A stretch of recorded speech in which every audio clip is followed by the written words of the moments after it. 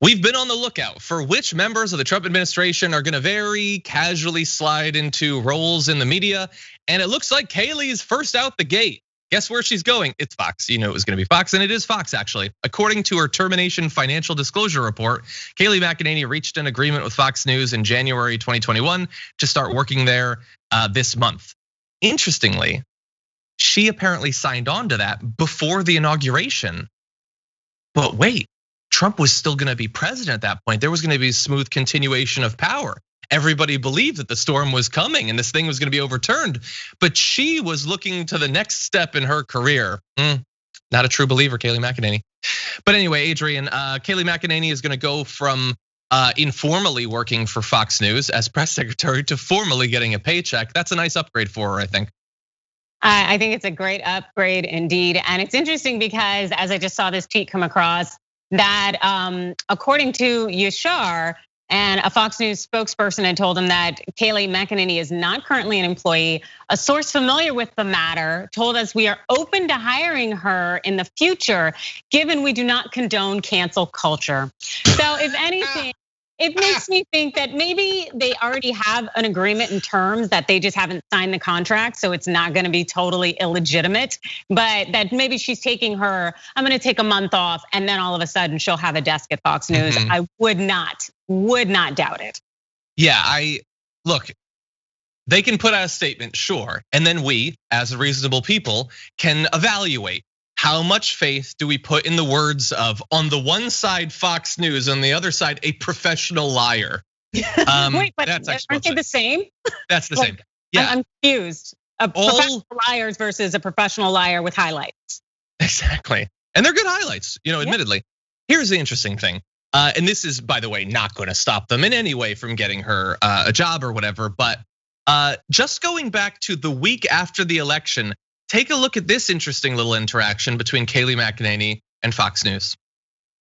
We want every legal vote to be counted, and we want every illegal vote to be. I just think we have to be very clear. She's charging, the other side is welcoming fraud and welcoming illegal voting. Unless she has more details to back that up, I can't in good countenance continue showing you this. I want to make sure that maybe they do have something to back that up, but that's an explosive charge to make. The other side is effectively rigging and yeah, it's an explosive charge. It's a charge Fox News thinks they desperately need to get back viewers from OAN and Newsmax. So they go from cutting her off because she's lying too badly to, and look, they're saying not giving her a job. I'm gonna say, shut up, I don't care. They're definitely giving her a job. She's definitely gonna be there. And not just her, but others as well. Stephen Miller will be a consultant or whatever.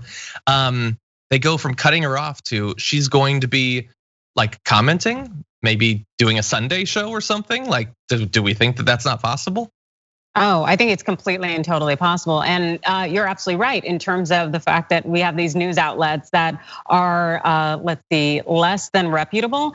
And they want to take advantage of the fact that Trump created a cult out there. And that cult is gonna need to continually be fed. And they are going to give their eyes, their time, their viewership to outlets that will continue to feed into the lies that they've been told. And thus Fox News will look for every opportunity to cater to that. And thus using their money to secure all sorts of Trump cronies and supporters and propaganda machinists. Like that's exactly what they're gonna do. So it's gonna be a source and they're gonna continue to go there.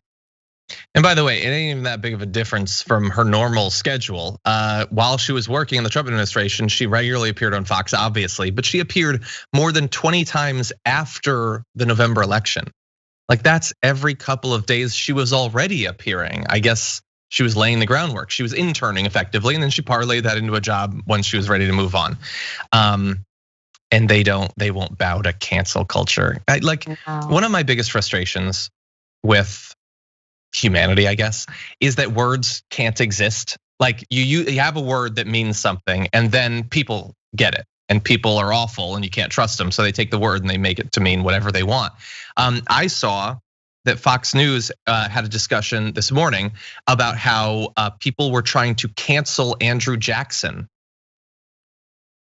He's been dead for like a century and a half.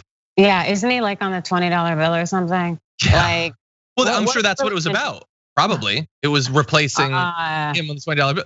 It's canceling someone who's dead. And by the way, totally deserves it. If I could dig up his body and kick it around a little bit, few humans have done more work to earn it than him. But that isn't what cancel culture is, except that now it is. It is whatever Fox wants it to be. Any sort of criticism, anything is cancel. Matt Gaetz said that impeachment is the zenith of cancel culture. Oh my God, accountability, any kind of consequences or cancel culture for the privileged. Get the hell out of here. Nobody has time for these lies. Just take your L and go.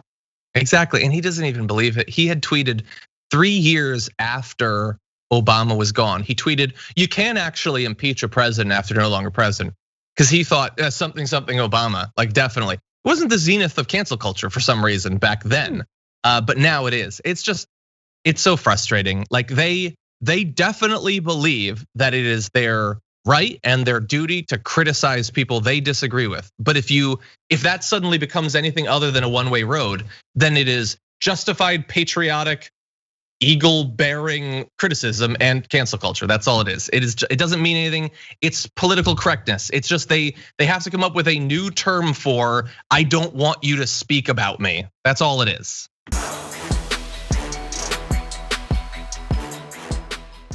Check out the Damage Report podcast each day, wherever you get your podcasts, whether Pocket Casts or Stitcher or iTunes. You can join me as I give you the news and stories you want, with a range of co-hosts and interview guests jumping in on the fun each day. Again, that's the Damage Report, wherever you get your podcasts. And if you get them at iTunes, don't forget to rate and review. Sometimes I'll read them live on the show.